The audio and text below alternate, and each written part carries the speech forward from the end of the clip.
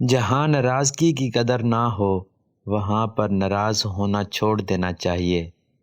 اگر دو دلوں میں کبھی لڑائی نہ ہو تو سمجھ لینا رشتہ دل سے نہیں دماغ سے نبھایا جا رہا ہے۔ کتابوں سے دوستی کر لو، ان کی دوستی بڑی اچھی ہوتی ہے۔ یہ ہم سے باتیں تو نہیں کرتی لیکن سکھا بہت کچھ جاتی ہیں۔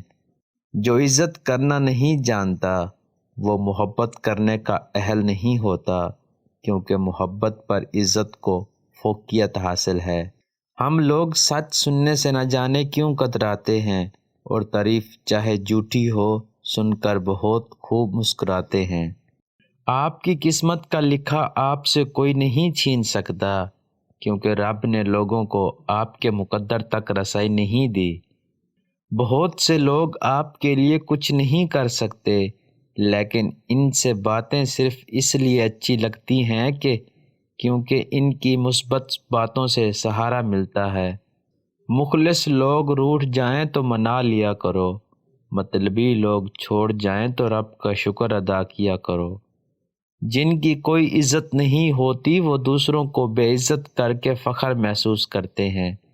جب ضرورت بدلتی ہے تو لوگوں کا لہجہ بھی بدل جاتا ہے۔ جس انسان کو بہت جلد غصہ آتا ہے وہ اپنی زندگی کا قیمتی فیصلہ ہمیشہ غلط کر بیٹھتا ہے۔